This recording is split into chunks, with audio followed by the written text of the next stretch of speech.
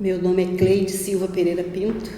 Eu nasci aqui em Nova Iguaçu mesmo, na maternidade Nossa Senhora de Fátima. Quando? 1968. Julho de 1968. E a sua família? Sua mãe, seu pai, seus irmãos? Minha mãe é Dona Maria de Lourdes, que é também do sindicato, também é da luta. Meu pai, falecido já, Milton Pereira. Tenho 2 filhos, Fernanda e Leonardo. Tenho 3 irmãs e um irmão. Em relação à sua trajetória familiar, eu vou perguntar, acabei de saber sobre a sua mãe, mas vou perguntar mesmo assim. A sua família é originalmente do Rio de Janeiro?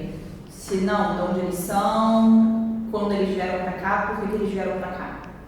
Bem, meu pai é de Nova Iguaçu mesmo, mas minha mãe veio de João Pessoa. Como ela já falou na entrevista anterior, ela veio atrás da mãe, né? Que tinha ido... Eu vou pedir só para você não fazer referência à entrevista, porque a sua entrevista ela vai ser separada da sua mãe, com as explicações e tal. Então aí você pode falar como se a sua mãe não estivesse aqui, porque é como se ela não estivesse aqui, ela não falando nada, e como se a pessoa que está assistindo a sua entrevista, imagina que ela não assistiu a sua mãe. Então pode falar, Aí você vai começar de novo? Se você puder, pode ser. Posso? Tranquilo. Entendi, vamos lá. Meu nome é Cleide Silva Pereira. É só parte do seu pai. Você corta depois, né? Tá bom. O meu pai é Milton Pereira, nasceu em Nova Iguaçu mesmo, e minha mãe veio de João Pessoa, da Paraíba. Ela veio porque a mãe veio para cá e ela queria encontrar com a mãe. Aí ela veio em busca de achar a mãe dela. E seus pais faziam o quê? Eles trabalhavam com o quê? O meu pai trabalhava em obra, né? Ele era um mestre de obra, ele pegava a obra e distribuía. Ele costumava muito fazer casas de veraneio, né? Casa de praia. E a minha mãe, ela veio, como eu falei, ela veio atrás da mãe dela, mas devido ter que trabalhar, ela começou a trabalhar como trabalhadora doméstica aqui no Rio de Janeiro. Na cidade do Rio de Janeiro? Na cidade do Rio de Janeiro. E aí, seu pai fazia casas de veraneio, imagino que não na Nova Iguaçu, né? Era em Nova Iguaçu que ele fazia? Não, era a região dos lagos, ele ia muito para a região dos lagos, fazia essas casas assim, pertinho da praia, beira de praia. Então, seu pai e sua mãe trabalhavam em locais longe de onde vocês moravam, né? E aí, como a gente morava em Mesquita e minha mãe trabalhava mais lá pro centro do Rio, Jardim Botânico, Laranjeira, por aí assim. E meu pai ia para a região dos lagos. E aí, como é que era você e seus irmãos crescendo e seus pais trabalhavam tanto, né? Tantas horas em locais longe de onde você morava? Então, normalmente quem tomava conta da gente era a minha irmã mais velha. Que no caso, quando a minha mãe casou, ela já tinha um filho. E o meu pai tinha 2 filhas e minha mãe já tinha um filho. E eu e minha irmã, as últimas, que era filho dos 2. Então a minha irmã mais velha, que era da parte do meu pai, ela tomava conta da gente, das 4 menores, para minha mãe trabalhar. E era tranquilo? Era tranquilo, porque a minha mãe, antes de sair, deixava tarefa para todo mundo, né? Cada um fazia uma coisinha dentro de casa. Aí a minha irmã mandava a gente brincar e fazia tudo sozinha. Ótimo. Eu queria saber como é que você começou a atuar como trabalhadora doméstica, em qual época, como que foi? Então, eu costumo falar que eu era filha rebelde. A minha mãe lutou muito para mim estudar e eu não gostava de estudar. Em vez de eu ir para a escola, eu ia passear, eu ia a pé para o shopping com uma turma também que não gostava de estudar, botava o uniforme e ia para a rua, ia para a praça, às vezes ficava na casa da amiga jogando e não ia estudar. Como é bairro pequeno, a minha mãe, os vizinhos falavam para ela, né, o que acontecia. Vi sua filha na praça, vi sua filha no shopping. E minha mãe, preocupada, chegava perto de mim e falava assim, você não quer estudar? Então vou botar você para trabalhar. Aí eu falei, vou trabalhar então. Aí tinha o filho de uma patroa dela que estava precisando de uma babá. Aí ela pegou e falou assim, então vou arrumar um emprego para você que pelo menos tira você da rua. E naquela época não tinha muito essa coisa de trabalho, não podia trabalho infantil, né? Ela não tinha noção.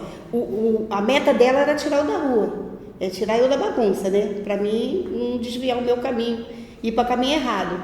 Aí o filho dessa patroa estava precisando de uma babá. Aí ela pegou e falou assim, eu vou te levar para lá. Aí ela pegou, me levou para essa casa, né? Que tinha 2 crianças, uma de 1 ano e 8 meses e uma de 8 meses. Ela me deixava na segunda-feira e sábado de manhã ela me pegava lá. Então eu passava a semana inteirinha nessa casa.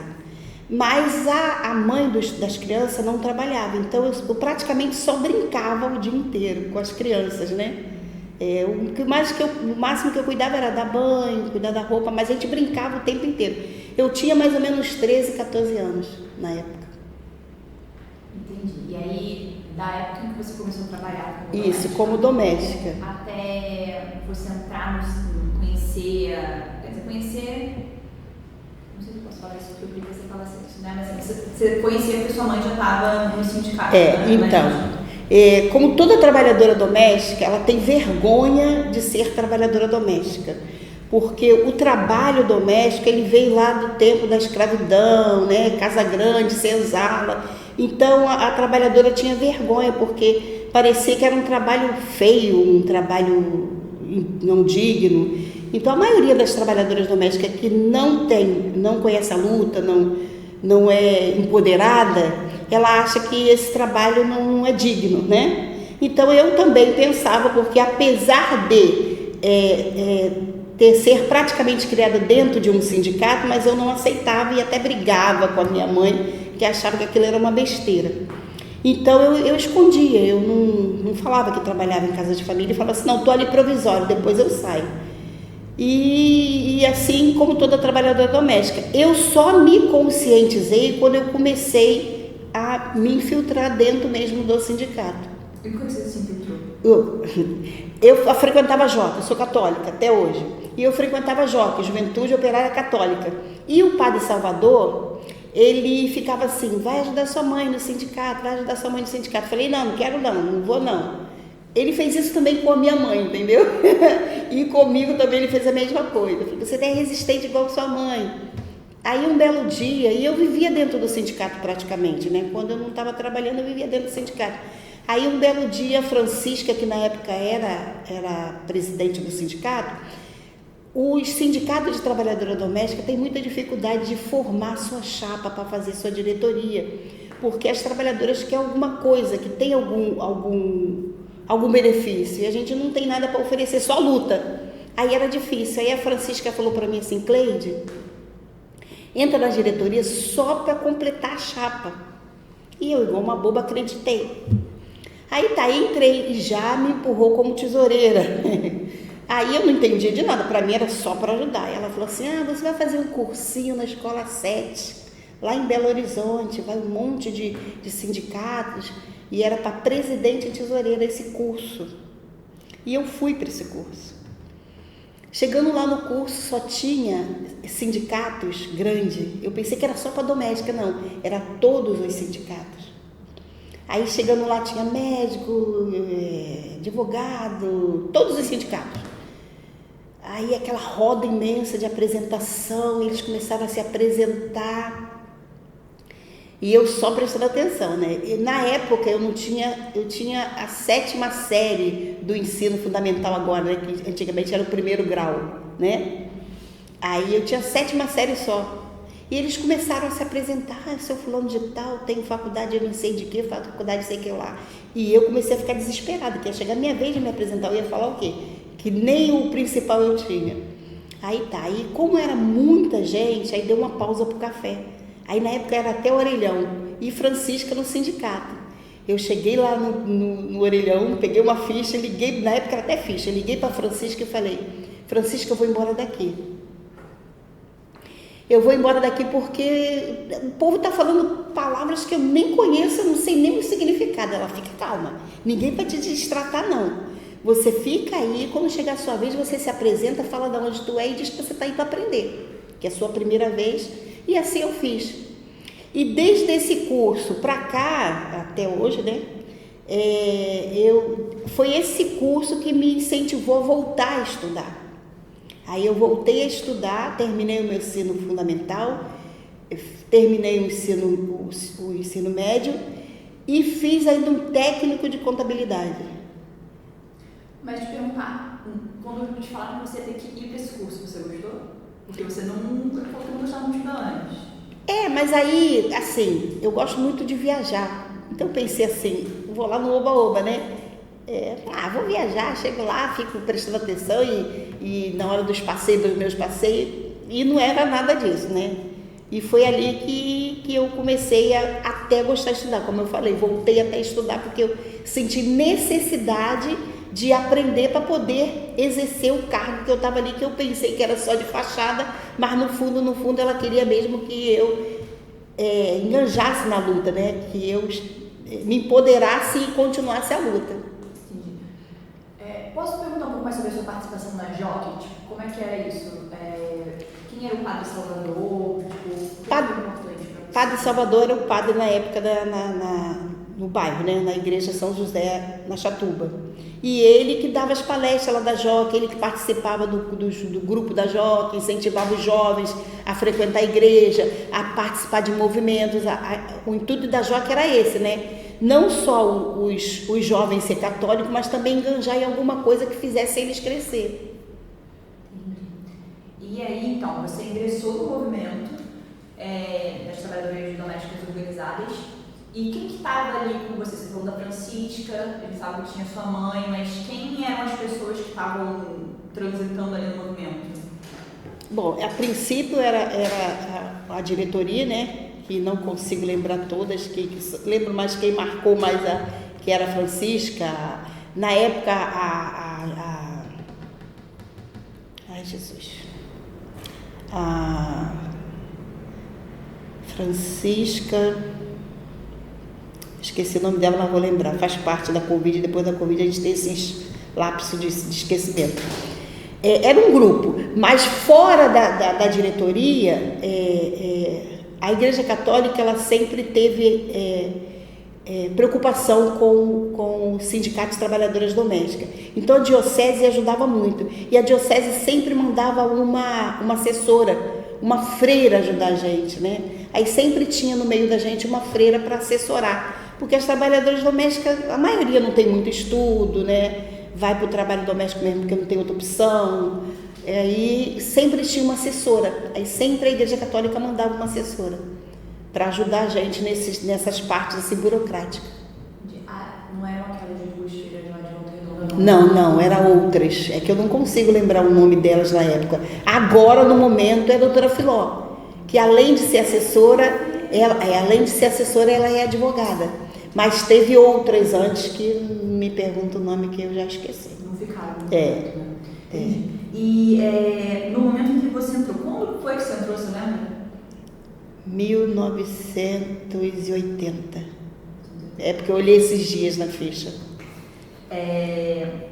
Naquele momento, quais eram as atividades assim, do sindicato? Então, a gente fazia muito, era feijoada, bingo, e tinha tipo um clube de mães, que quem sabia uma coisa ensinava a outra, né? Pintura, minha mãe mesmo dava aula de pintura, entendeu? Tinha crochê, então as trabalhadoras iam para lá, acho que era uma quarta-feira, se eu não me engano, e tinha igual tem na igreja, tinha também lá no sindicato, esses cursinhos, tinha curso até de culinária, que quem sabia passava para outra os cursos. E a gente fazia bingo, rifa e feijoada para manter o sindicato, né? Porque o Sindicato de Trabalhadora Doméstica nunca teve imposto sindical. Então era um jeito da gente se manter. E também trazer as trabalhadoras domésticas para dentro do sindicato. Então, é isso que eu ia te perguntar. Por que vocês faziam algumas atividades, tipo, a oferta de cursos, que também existiam na igreja? Assim, o que você acha que levava uma trabalhadora doméstica para o sindicato e não para a igreja? Para elas acostumarem no ambiente do sindicato, entendeu? Entendi. E algumas também não eram católicas. A gente não tinha distinção de religião. A nossa meta ali era trazer as trabalhadoras domésticas para dentro do sindicato, não religião. Então, vinha todas, independente de religião. E como é que era nesse período, assim, essa confraternização de trabalhadoras domésticas que dividiam a profissão, mas não necessariamente a religião? Como era? Como era o relacionamento entre vocês? Era tranquilo, a gente não falava de religião, entendeu? No máximo, assim, quando alguém puxava, a gente puxava um Pai Nosso, sabe? Entendeu? Se alguém falava, vamos fazer uma oração, aí, então vamos rezar um Pai Nosso. Mas não tinha esse negócio, religião tal, não, entendeu? A gente só... E também não tinha nenhum problema com religiões diferentes? Não. Ninguém mexia com a religião do outro, porque mesmo quando alguém tivesse algum tipo de discriminação, a gente explicava que não é momento religioso, sim momento trabalhista, sindicato. Então a gente não pode misturar as coisas. Aqui tem que estar todo mundo junto. Na época que você entrou, quantas pessoas faziam parte mais ou menos do sindicato? Você entrou quando já era sindicato? Né? Já era sindicato. Quando eu entrei, eu fui criada lá dentro, mas quando eu entrei especificamente, já era sindicato, né? E a diretoria eram 12. Agora a gente mudou o estatuto e conseguiu diminuir. Mas não tinha muitas afiliadas, não. Elas até se afiliavam, mas não pagava a contribuição todo mês, né? Aí sempre tinha assim 50, 20, 30, oscilava, né? Quando ficava desempregada parava de pagar, às vezes sumia, voltava, aí a gente tinha que ficar ligando. Foi sempre esse trabalho de formiguinha. Fugia, a gente tentava resgatar de novo. Por que tinham 12?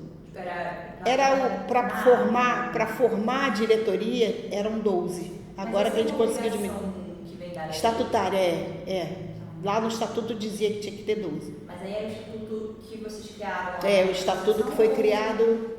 Mas é uma lei assim para você criar um sindicato? Tem que ter o estatuto, tem que fazer a ata, tem que ter assembleia, tudo que está dentro do estatuto você tem que cumprir. Não, sim, mas assim, você é que delimita o número de participantes que compõem uma diretoria, ou isso foi uma decisão de quem criou o estatuto? Quando foi criado. Da Assembleia? Quando foi criado. O estatuto. Tanto que agora na reforma a gente diminuiu um pouco a quantidade de diretoria, na diretoria. Por essa dificuldade?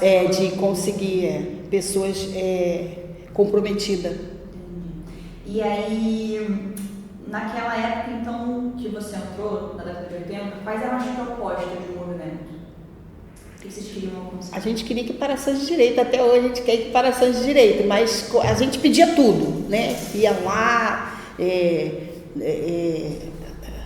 lá no Senado, lá em Brasília, era uma dificuldade de nada. Eu costumo falar que na época da minha mãe, da Naijane, as coisas eram mais difíceis. Elas eram recebidas com bala de efeito moral, bomba. Eu me lembro uma vez que a minha mãe falou para mim que ela estava lá em Brasília e elas estavam lá, né, reivindicando equiparações de direito, pedindo alguma coisa, e elas foram espantadas, né, com bomba de efeito moral e tudo, e ela corria que as pernas dela batiam da poupança. Eu não esqueço disso, essa história até hoje, entendeu? Na poupança ela corria, ela só sentia, de tanto que ela corria com medo da bomba de tudo, que ela não sabia o que era aquilo, né? Aí ela corria e batia assim, a perna dela batia, que eu me esqueço dela falar disso até hoje, de tanto que ela corria, então fazia assim as pernas dela, né? Então batia, ela só sentia a perna batendo assim na poupança dela. Boa estar, muito bem. Tá certo. E aí, quais eram as dificuldades de atuar enquanto movimento organizado de trabalhadores na Baixada Fluminense no momento em que você entrou? A de sempre, né? Porque as trabalhadoras domésticas nunca quer ser trabalhadora doméstica, né? Tem vergonha, né? Por causa dessa coisa que já vem lá desde sempre. Então a gente tinha dificuldade. E a dificuldade maior é porque dentro de uma empresa tá todo mundo ali, né? E a trabalhadora doméstica é uma em cada casa. Num prédio, não vai deixar o sindicalista entrar. né? Numa casa não vai deixar sindicalista entrar. Então a gente tinha que fazer trabalho assim dentro das condução, né? Ia nos bairros, pegava uma e pedia para se reunir dentro da casa e fazia aquela roda de conversa. Até hoje a gente faz isso, só parou por causa da pandemia. Então a dificuldade é essa, é que a trabalhadora doméstica, além dela não querer ser trabalhadora doméstica, e a gente não tem nada para oferecer, né, como os outros sindicatos, dentista, plano de saúde, essas coisas a gente não tem, e elas têm vergonha de ser trabalhadora doméstica. E não tem como a gente chegar a ela, não sei assim, condução, ou panfletar no horário de pico, perto do trem, qualquer coisa assim. E vocês faziam isso? A gente faz isso até hoje, só tem dificuldade assim, a gente tem que ter algum meio de arrumar para fazer, ter os panfletos, né? Dinheiro para fazer os panfletos e pessoas para ficar nos pontos estratégicos onde passam as trabalhadoras. Cleide, posso te pedir para você não bater tanto? Eu fico nervosa, eu paro. O microfone tá tipo Tá, do lado, tá. eu tô com medo desse negócio tá pegando tipo ar. É. Que aí você Vou deixar a mão embaixo, que aí ela bate aqui. Mas eu super entendo, porque eu também eu fico. bastante. Mas assim, você acredita que tem alguma especificidade da atuação do movimento das trabalhadoras domésticas atuando na Baixada Fluminense? Tem alguma coisa que seja muito única a situação das trabalhadoras domésticas daqui da Baixada? Dificuldade. A A dificuldade é transporte. É que a maioria trabalha lá embaixo. Então, as patroas, você tem que estar aqui 7 horas. Se ela mora em Queimados, ela vai acordar 3h30 da manhã. Até ela chegar lá em Jardim Botânico. Vai chegar 7 horas. Como que isso impacta no dia a dia das trabalhadoras, mas também na vivência delas no sindicato? Tanto no sindicato como na vida dela pessoal. Como ela vai frequentar sindicato se ela trabalha de segunda a sábado, né? Se ela cumpre a carga horária, 44 horas semanais, ela tem que trabalhar 8 horas de segunda a sexta e no sábado até 4 horas, né? Então ela sai de lá de baixo no sábado, meio-dia, um exemplo. Ela vai chegar aqui 3, 4 horas da tarde, ela vai querer ir para o sindicato? Não vai, ela está cansada, ela só tem o domingo para cuidar da família dela. Então isso tudo é empecilho dela fazer parte do movimento sindical, né? Tem que trabalhar muito na mente dela. E a maioria das coisas que a gente faz no sindicato é no domingo, justamente por isso. Ainda tem que ser domingo de manhã, por causa da violência, disso tudo, porque o sindicato é no centro do Rio, no centro de Nova Iguaçu. E final de semana é tudo deserto. Ainda tem isso tudo, a gente tem que pensar nisso tudo para poder organizar as trabalhadoras para fazer parte de uma assembleia, de uma reunião no sindicato. Tem que pensar nisso tudo. Tem que ter muito jogo de cintura para conseguir conquistar. E quando a gente consegue conquistar uma, já é uma festa. Então, aproveitando o gancho, quais você acha que são as maiores conquistas do movimento até hoje? A maior conquista foi a gente conseguir a equiparação de direito entre aspas, né? Porque não está não é uma equiparação, porque ainda tem algumas brechas, né? Na 150 tem a parte da diarista, porque antes da 150 a gente conseguia, se a pessoa trabalhava uma vez por semana na mesma casa, a gente conseguia provar que ela tinha vínculo com aquele empregador, né? Porque se você tem obrigação vou dar um exemplo, de toda segunda-feira estar naquela casa de 7 às 16 horas e fazer aquelas funções e não poder fazer outra coisa, não trocar, então aquilo ali é uma obrigação. Se é uma obrigação, se tem deveres, tem direitos. Então antes a gente tinha como, antes da 150, então pra gente a brecha da 150 é essa, que a diarista ficou desamparada, entendeu? E toda 150 para quem? É a lei, a lei 150 de 2015, que botou o que antes as trabalhadoras não tinham, agora tem, que é fundo de garantia, férias, seguro-desemprego. Só que a outra falha também, seguro-desemprego é 3 meses e os outros trabalhadores têm 5. Quer dizer, são coisas que a gente não entende. Por que a trabalhadora tem menos, né? Por que tem que ter? Por que não equipara os direitos? Somos trabalhadores como outro qualquer. Então, a gente bate na tecla que a gente tem que ter esses direitos. Igual a diarista. O médico, ele tem uma matrícula, né? O médico e o professor. E ele está ali com o seu direito garantido. Por que a trabalhadora não pode? Então, para a gente é discriminação, né? E a gente bate nessa tecla. É isso aí que a gente quer. A gente quer ser trabalhadoras e trabalhadoras como qualquer outra categoria. E você trabalhou como doméstica a sua vida toda ou você... Trabalho até hoje. Tive uns pulos, né? Tentei trocar de profissão. Fiz um curso de técnico de contabilidade, aí fui trabalhar no escritório e só fiquei na experiência, porque eu achei muito cansativo, pouco dinheiro, né? Aí eu parei e pensei assim, por que eu estou aqui ganhando menos só para dizer que eu sou técnica de contabilidade? Falei, status para mim não é muito importante, importante é dinheiro no bolso, né? E eu gostava de fazer o que eu fazia.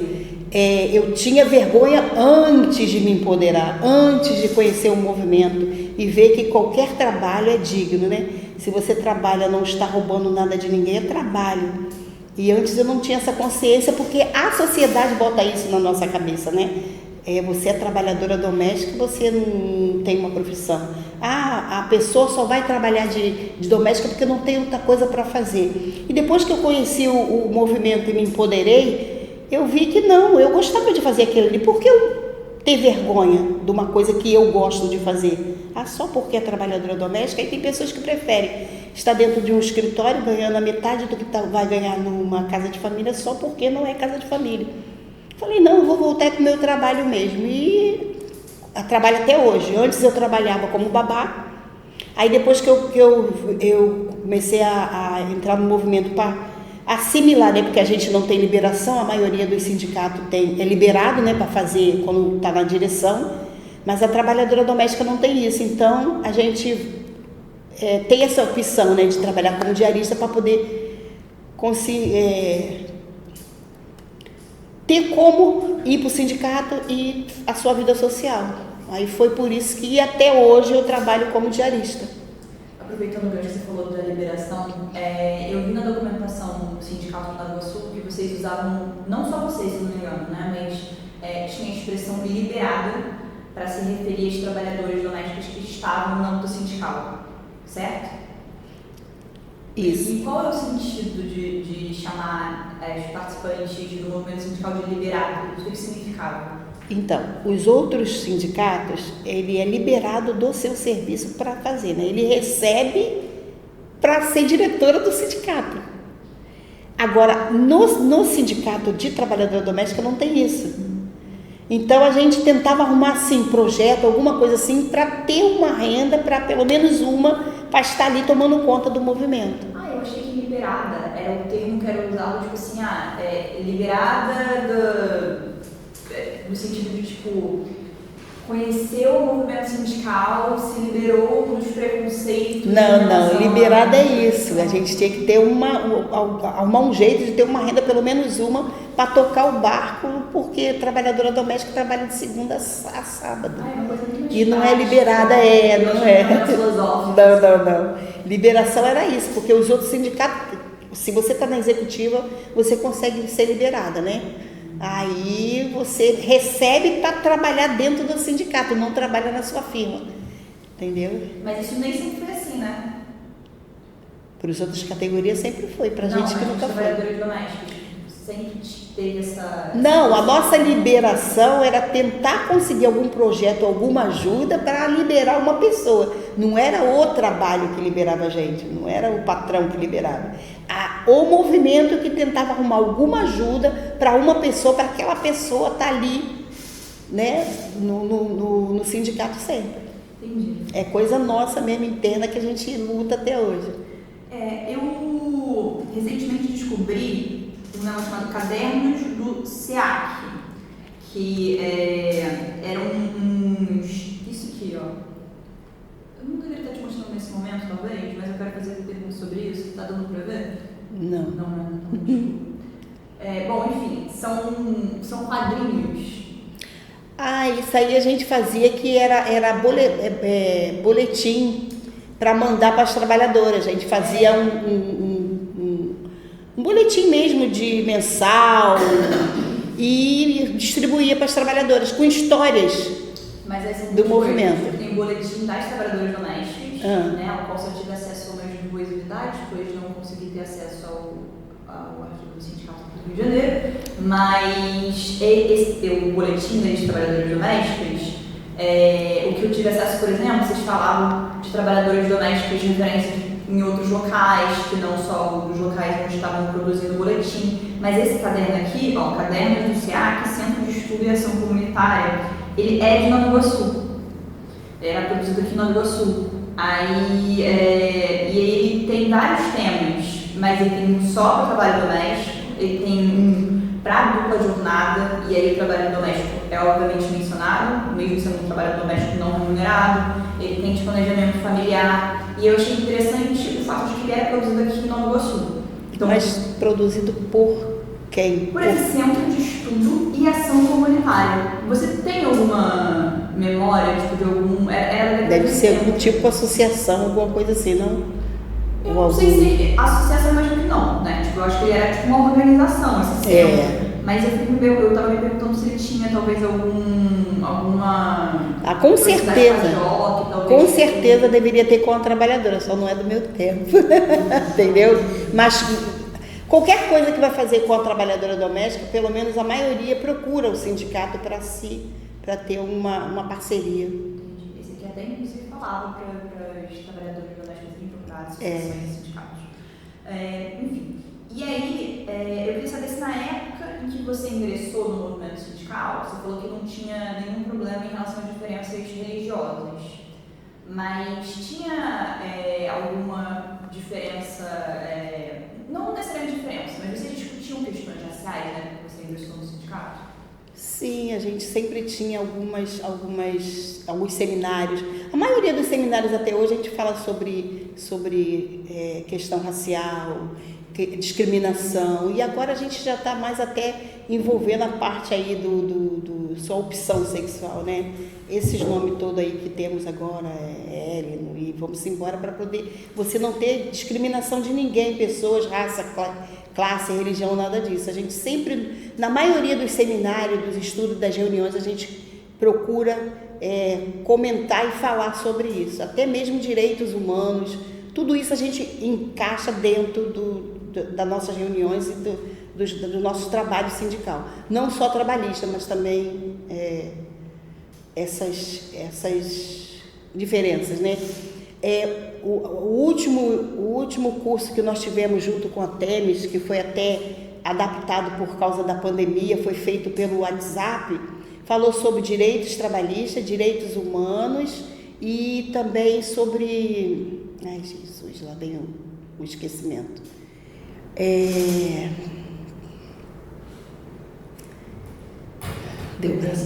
Não, de mulher. Não, feminismo. Porque a maioria das pessoas tem uma visão de feminismo, né? De coisas torcidas, né? E o feminismo não é isso que a sociedade diz, né? Que tem que ser sapatão, cabelo debaixo do braço, não é nada disso, né? E dentro desse curso eu achei legal que uma das companheiras que está há anos no movimento, ela pensava desse jeito, né? Só não falava. E ela viu, gente, eu sou feminista. Quer dizer, são coisas que, além do trabalhista, abre a mente da trabalhadora, né? Abre a mente para ela ver que tudo isso influi na hora do trabalho e dela correr atrás dos seus direitos. Então, você acha que a recepção a pauta de gênero, a pauta de raça, pelas trabalhadoras domésticas, que às vezes não tinham antes muito contato com essas questões, ela é uma boa recepção? Tipo, mesmo essa trabalhadora que você está falando, que achava que o feminismo era uma coisa completamente diferente, era a primeira vez que ela estava ouvindo sobre isso ou ela já tinha ouvido antes? Não, ela já até tinha ouvido, mas não prestava atenção ou qualquer coisa assim, porque na cabeça dela, ela não tinha que ficar prestando atenção nisso, porque ela não era sapatão e nem entendeu? Ela achava que era isso. Então ela não ligava, não parava para pensar o que era o feminismo, nem procurava ver o que era o feminismo ou ler, entendeu? Porque não, isso aí não me interessa porque eu não sou assim. E abriu a mente dela, né? Porque às vezes a pessoa bota uma coisa na tua cabeça, fica com aquilo, então você foge daquele assunto porque não te interessa e vai te atrapalhar. E quando a pessoa pega e estuda a fundo, vê que não é nada disso, né? E ela mesma falou, gente, eu sempre fui feminista. Em relação às diferenças entre a participação de homens e mulheres na organização de trabalhadoras domésticas, como é assim? Vocês pensavam quando você entrou e até hoje pensam em formas de engajar mais homens a participar da luta? Sim, sim. Dentro da federação, o tesoureiro ele é homem. Mas é muito difícil, se a mulher é difícil ela assumir que é trabalhadora doméstica, imagina um homem. Você chegar perto do motorista particular e dizer para ele que ele é um doméstico, ele diz que não. Você chegar perto de uma pessoa caseiro, ele vai dizer que não é. Quer dizer, se para a mulher é difícil assumir que é trabalhadora doméstica, imagine para o homem, né? E você acha que isso se dá pelos mesmos motivos? A dificuldade para uma mulher assumir a mesma... Pelo mesmo motivo, a discriminação, porque é um trabalho que não é digno. É pelo mesmo motivo. Se para a mulher é isso, imagine para o homem, principalmente um homem machista. Vai assumir que é um doméstico. Sou doméstico não sou viadinho, pode pensar assim também, entendeu? Tem isso tudo. Então também tem uma questão de gênero. Gênero também. Gênero, raça, tudo isso aí influi. Entendi. Como é que você entende a importância do seu ingresso na luta sindical? Assim, acho que antes de responder isso, eu queria que você respondesse, uma vez que você entrou na vida sindical, o que você acha que mudou em você? Mudou na sua vida? Mudou tudo. Mudou tudo. Primeira coisa que eu acordei foi que a besteira que eu fiz de ter perdido meu tempo indo passear quando tinha possibilidade de estudar. Isso tudo abriu minha mente. Abriu minha mente que eu não sou uma pessoa qualquer. Eu sou Cleide, só existe eu me amo, eu tenho que me amar para poder amar os outros. Eu tenho que fazer por mim para poder fazer para os outros. E me valorizar o meu trabalho mudou muito, abriu muitos horizontes. Eu digo muito que me empoderou e agora a minha obrigação é empoderar as outras trabalhadoras. Quando a trabalhadora doméstica chega lá no sindicato com a cabeça baixa e falando assim, ou o seu parceiro falando por ela, aí a primeira coisa que eu faço, fala você, aí eu vou tirar pelo companheiro. Mas ela não sabe falar. Falei, ela sabe falar sim, porque ela soube trabalhar, deixa ela falar. Isso acontece com frequência? Acontece. Essa semana aconteceu isso. Ele já veio assim, ó. Não, porque ela tem direito, porque ela. Eu, Senhor, eu preciso conversar com ela. Senta aqui, companheira. Aí ela começa cheia de timidez, aí olha para ele toda hora e o tempo inteiro eu olho para ela. Ele falando e eu olhando para ela. E mostrando a ela que ela tem que falar. E ali já começa o meu trabalho de empoderamento da trabalhadora. Porque é muito triste você chegar perto de uma companheira e ela andar assim o tempo inteiro. E ela não conseguir enxergar como se ela fosse inferior. E eu falo sempre para elas, vocês são superiores, vocês podem, vocês devem, é só querer. Lá agora tem uma que enganjou no sindicato, ela quando chegou lá, ela, desculpa, para, você não tem que pedir desculpa de nada, você não é inferior a ninguém. Ah, mas eu não sei ler e escrever, problema. Mas você vai aprender que a gente vai te ensinar. E você tem muitas qualidades fora essa. Então, a nossa preocupação maior é empoderar mesmo, é não deixar nenhuma trabalhadora diminuir o seu trabalho. O seu trabalho tem valor. Se o patrão tem o dinheiro, ela tem o trabalho. Se ela consegue trabalhar, ela consegue fazer qualquer coisa. E a gente sempre fala isso para ela. Não diminui o seu trabalho tem valor. Se você consegue trabalhar, você consegue fazer qualquer coisa. Não estou falando para você fazer ignorância com ninguém, mas estou falando para você falar de igual para igual. O patrão tem dinheiro e você tem o trabalho. Não se abaixa, você não está fazendo favor. Ele não está fazendo favor para você, não. É troca, só isso. E assim, eu falo dessas coisas, tipo, né? Eu me altero porque... A sua mãe, ela participou por muito tempo, ela ainda participa da luta sindical dos trabalhadores domésticos, e eu queria saber como foi isso. No começo da sua entrevista você mencionou que às vezes tinham algumas brigas porque ela participava do sindicato. Como é que era essa essa relação, tipo, esses conflitos que vocês tinham inicialmente e depois, uma vez que você entrou na luta sindical, como é que você olhou em retrocesso a vida da sua mãe e a dedicação que ela teve com o movimento? Quando você está fora, você acha surreal. Você acha um absurdo uma pessoa ficar 24 horas, 24 horas não, né? Ficar um dia, né? Dentro de um sindicato sem ganhar nada. Ficar ali, às vezes mesmo até quase sendo apanhado de patrão, porque uma vez aconteceu isso, teve uma homologação lá no sindicato, aí na época minha mãe que era presidente e junto com mais uma pessoa fazia a homologação. Aí chamava o patrão e a trabalhadora para conversar, para entrar num acordo, para não ter que entrar na justiça. O patrão foi em cima da trabalhadora. E a dona Lourdes, né, aquele jeito que ela tem mesmo, ela foi e se jogou na frente, quase que o patrão bate nela. Aí ela só falou, olhou dentro dos olhos do patrão e falou, você sabe que eu posso chamar a polícia para o senhor, né? Aí ele, desculpa. Quer dizer, então a gente ficava pensando, o que fazia uma pessoa quando você não está dentro, né? O que faz uma pessoa ficar fazendo isso tudo de graça, voluntário, né? Quando você está fora, você não entende. E quando você começa a frequentar, começa a participar, você vê que o trabalho é o mesmo de você estar dentro de uma igreja. Porque a intenção da igreja é o quê? É você estar lá, né? Seguir os mandamentos, mas também fazer o bem sem olhar quem. Então, para mim, não tem diferença o sindicato com a igreja. Você está ali fazendo bem sem olhar quem. E você acostuma de uma tal maneira que te faz bem você ver o outro conseguindo os seus direitos, né? O outro conseguindo melhorar a sua vida, o outro conseguindo um salário melhor. Quer dizer, isso tudo é satisfatório para a sua vida, não pessoal, mas, emocional. Você se coloca no lugar da pessoa. Uma vez eu fui fazer uma homologação e veio um advogado, né, que trouxe um monte de leis lá já ultrapassada, não sei o que, todo cheio de ordem. Estava só eu, a trabalhadora, a empregadora e o advogado. Aí ele veio falando um monte de coisa que a gente tinha feito o cálculo para chegar ao acordo. Isso aqui não sei o que. Aí eu comecei a mostrar a ele que estava tudo dentro da lei, o que o sindicato tinha feito de pedido dos direitos da trabalhadora.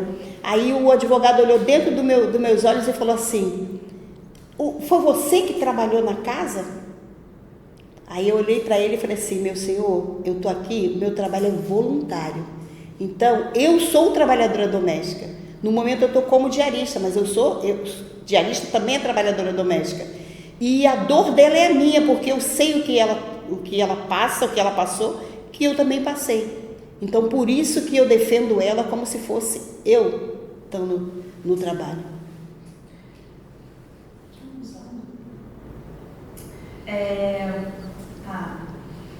Calma aí, que eu entendi aqui. Não, eu queria só fazer uma não colocar na edição, mas sabe o que eu fico pensando? Tipo, você está falando isso agora, e aí eu fico pensando nas moças que eu já entrevistei, tipo a José, a Anaí, sua mãe agora. E aí eu fico pensando que parece para mim que o movimento dos trabalhadores domésticos, ele tem, talvez até mesmo por esse trânsito, né, entre movimento sindical e igreja católica, parece que tem uma motivação muito mais altruísta do que vários outros sindicatos, sabe? Tipo, eu fico pensando, o metalúrgico não entra no sindicato para ajudar.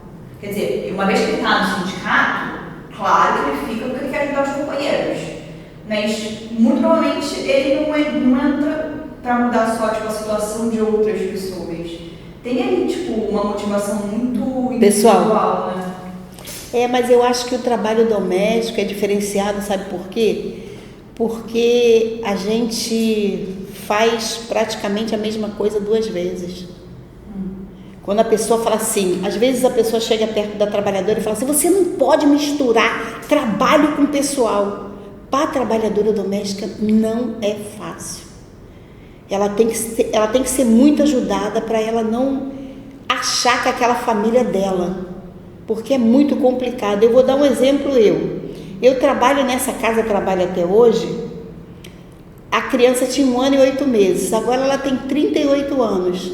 Há condições de eu falar que eu não tenho um afeto por essa família, a não ser que ela me maltratasse, que me fizesse coisa ruim. Mas o modo que a gente lida, conversa, tem como eu falar assim, não tem afinidade nenhuma, não.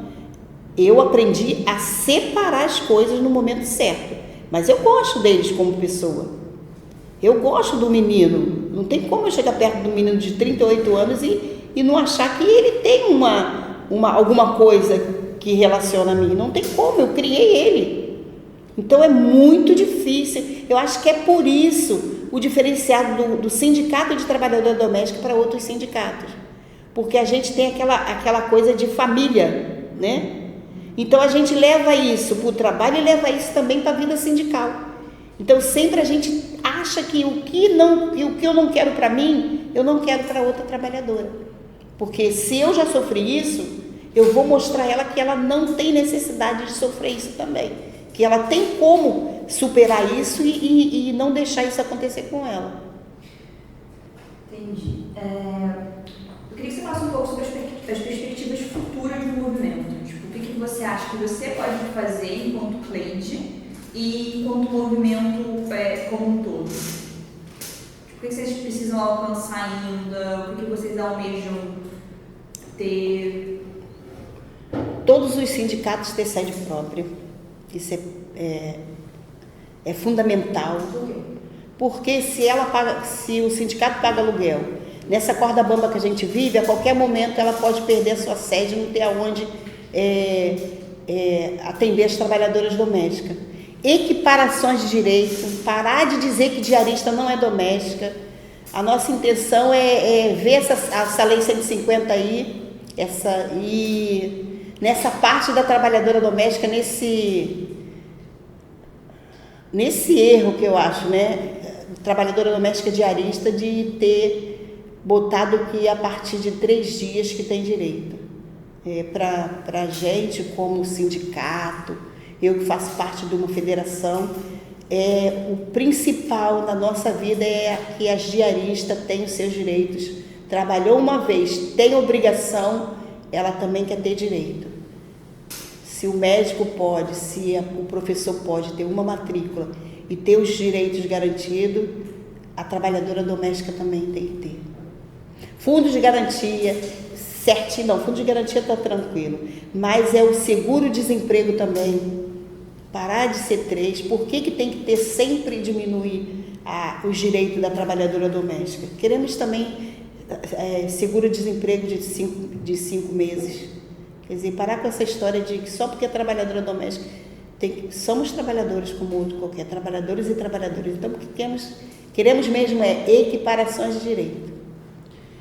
Eu perguntei qual era o contexto na época que você entrou na militância, mas eu queria te perguntar, na época em que você ingressou no movimento, quem eram os seus aliados, assim, quem que o Sindicato dos Trabalhadores Domésticos de Nova Iguaçu conversava, pensava projetos?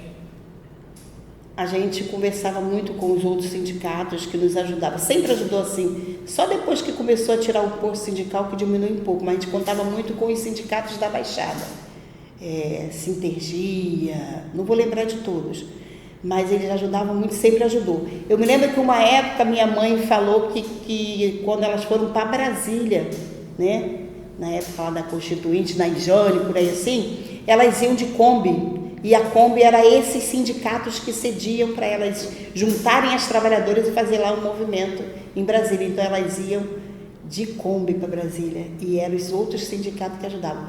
A Igreja Católica ajuda sempre e esses movimentos também, movimento negro, algumas ONG como Crioulas, como Funduelas, quer dizer, sempre quando a gente precisa tem sempre um movimento nos ajudando.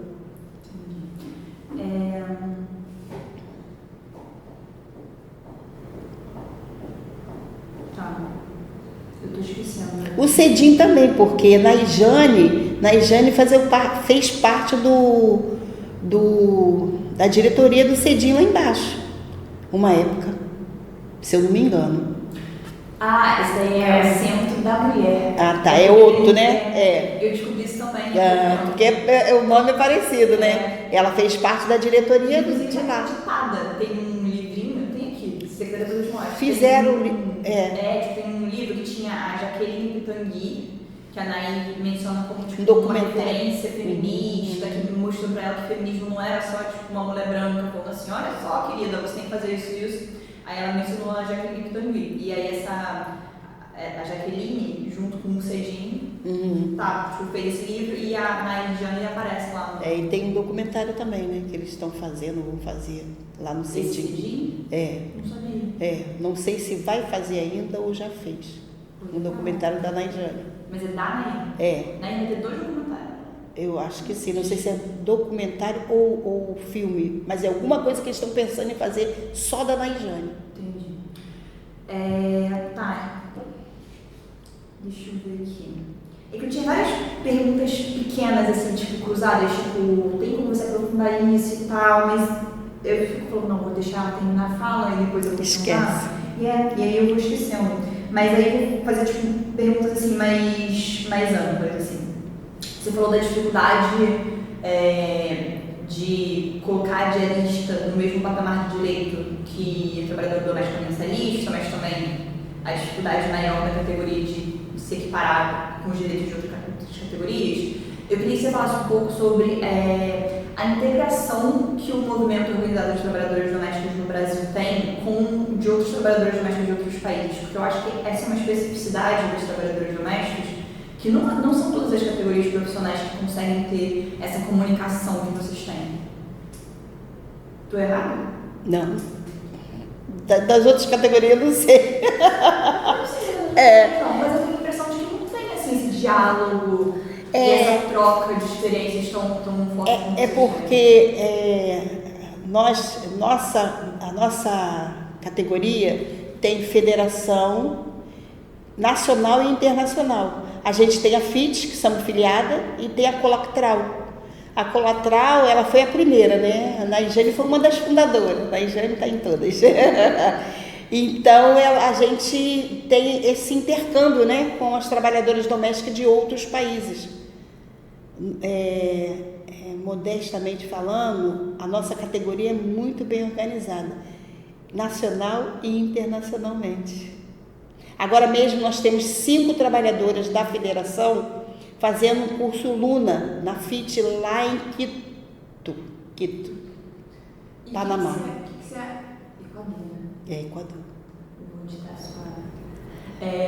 O que você acha que isso impacta assim, na vivência das trabalhadoras domésticas brasileiras, ter esse contato com trabalhadoras domésticas que têm realidades parecidas, mas em locais diferentes? O que impacta? Muda alguma coisa? Muda porque ela pega a sua experiência e passa para outra trabalhadora do outro país. Aí, em alguns momentos, a gente pensa assim, nossa, a gente sofre muito, nossa, a gente... né? Mas, em termos de direito, o Brasil tem mais direitos do que as trabalhadoras de outros países. A 189, quando foi ratificada, a gente viu que tem muita coisa dentro da 189 que o Brasil já tem e outros países não têm.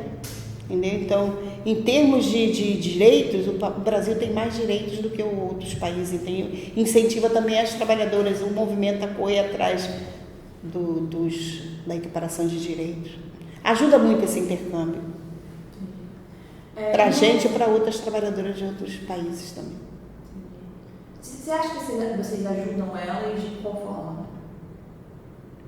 Tipo, elas conhecerem vocês? Aí a gente fala a nossa experiência, o que temos de direito, como conquistou, a luta, e ajuda elas também a fazer a mesma coisa para conseguir os direitos delas trabalhistas, entendeu?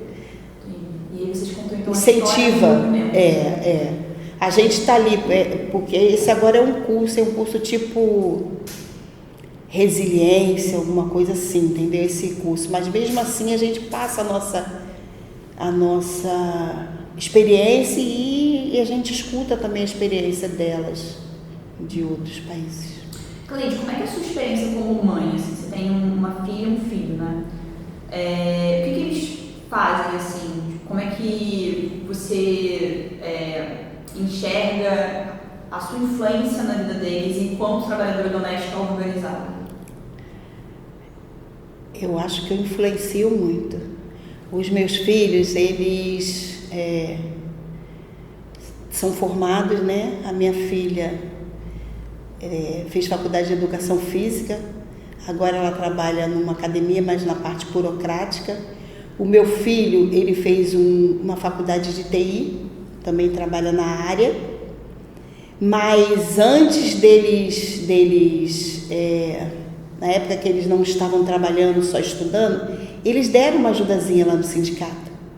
Quando a gente precisava, eles iam lá ajudar. Quer dizer, então, eles são também conscientes de luta, de classe, de trabalho.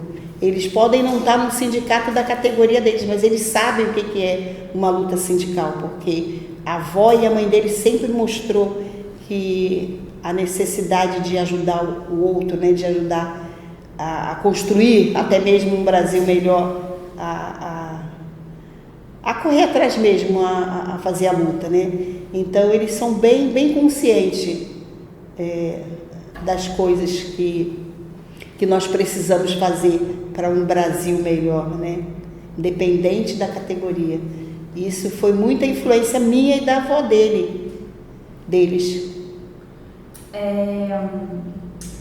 Em relação, assim, só voltando a um ponto que você tinha tocado, você falou sobre a dificuldade aqui na Baixada em relação ao transporte. Tem alguma outra dificuldade em relação à moradia ou acesso à saúde, por exemplo? Muita. Tem muita, principalmente para a trabalhadora doméstica, que o patrão não deixa ela sair para ir a um médico. A maioria das vezes o patrão fala assim, se você for ao médico, eu vou descontar do seu dia.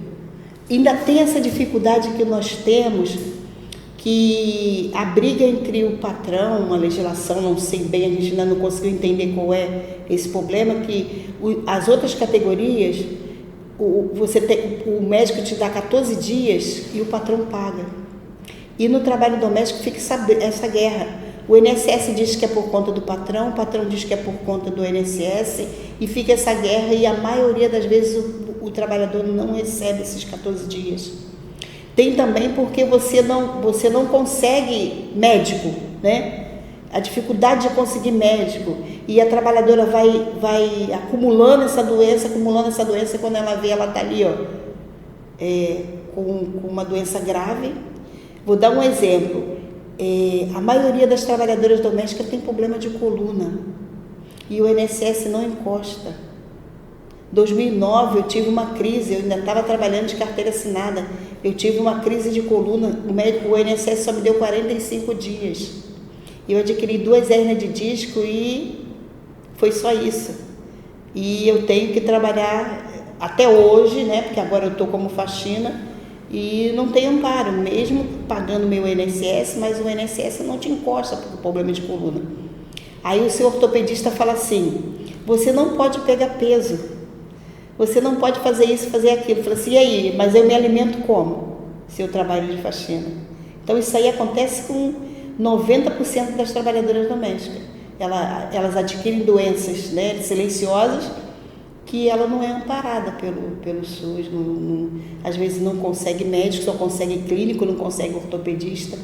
A trabalhadora doméstica que ela tem síndrome do pânico, ela não consegue um especialista, um psicólogo, raramente no SUS. Vocês têm um contato de bastante trabalhadores domésticos que desenvolvem questões, transtornos psicológicos durante o trabalho? Tem muita. Nessa época da pandemia, a gente teve que fazer um trabalho como federação com psicólogas. A gente conseguiu uma ajuda, aí arrumamos três psicólogas e fizemos rodas de conversa, mesmo online, né? Para poder ajudar essas trabalhadoras a passar por isso, porque esse tempo de doença teve também aqueles trabalhos análogos à escravidão, que prendeu a trabalhadora dentro da casa e não deixava ela ir embora. Teve trabalhadoras que ficou 3 meses, teve umas que tiveram que ser resgatadas, porque o patrão não quis. Não, você não vai sair daqui não, que você vai contaminar a família. Quer dizer, e a cabecinha da trabalhadora? Ela tem família também.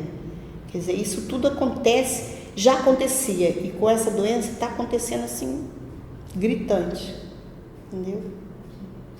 E para finalizar, tem alguma coisa que você queira falar?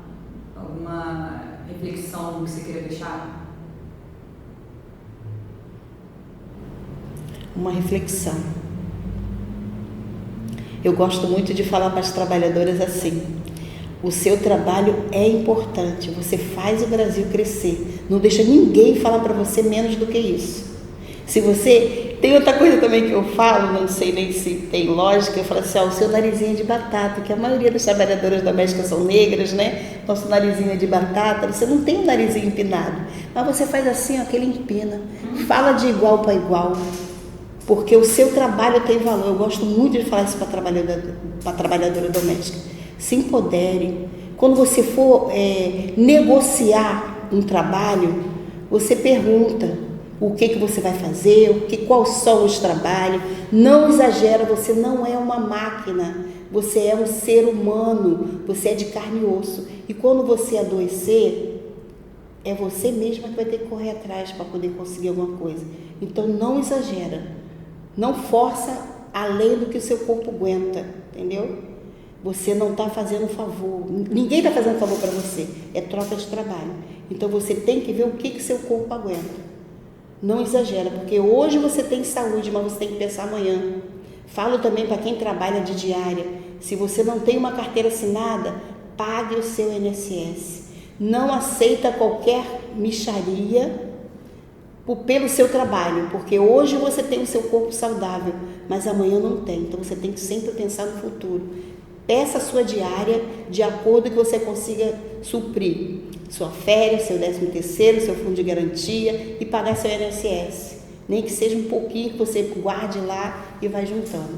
Essa sua fala inicial é interessante porque o seu trabalho faz o país crescer, ele literalmente faz, né, a gente sabe disso, mas é interessante porque o trabalho doméstico ele é legislado como sendo um trabalho que não gera lucro. Né? É por isso que eu sempre falo isso. A gente não gera lucro diretamente, mas indiretamente gera.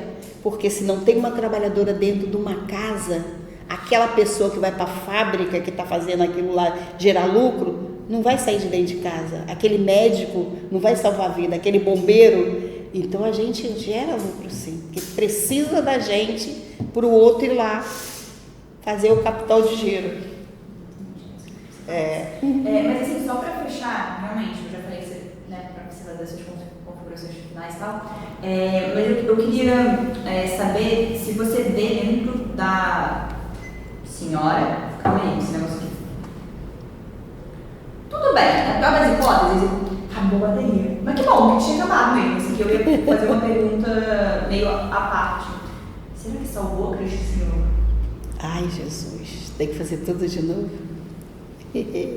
Não. Tinha que ter deixado ligado.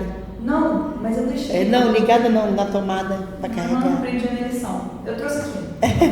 Não trouxe não. Mas aprendi. Eu acho que ficou salvo porque ele mudou a tela do dia e acabou. Mas só para mais uma curiosidade mesmo que eu queria perguntar. Você vê dentro do movimento organizado de trabalhadoras domésticas casos tipo o seu e da sua mãe? Tipo, eu penso no caso da Josefa, das irmãs dela e tal, mas tem famílias que estão dentro do movimento de trabalhadoras domésticas? Tem. A maioria dos sindicatos a gente conta primeiro com a família, né? Às vezes até que não é doméstica a gente pede ajuda. Mas tem sempre assim a filha e a mãe que é doméstica ou a irmã, as duas irmãs, sempre puxa, entendeu? Por mais que não queira, termina convencendo. Isso é muito interessante também, né? Porque por um lado é muito bonito e poético, mas por outro lado é meio preocupante você pensar que o trabalho doméstico é meio que uma profissão que é passada hereditariamente. Mas a gente luta, você vê, não pela vergonha, entendeu? Se ela quer ser trabalhadora doméstica, Bahia tem, acho que 2, uma advogada, continua no movimento, outra é professora, fez faculdade, passou, está trabalhando na área de noite e de dia trabalhadora doméstica. Não é pela questão de, tipo, do reconhecimento da profissão. Eu acho que é mais indica, tipo, talvez uma falta de perspectiva, né? Porque, tipo, se você gosta de trabalhar como doméstica, se você tem talento pra isso, porque é uma coisa também que, tipo, não se fala muito, né? Mas, assim, você e sua mãe falam, eu gosto de trabalhar com faxina. Cara, não tem que trabalhar com faxina.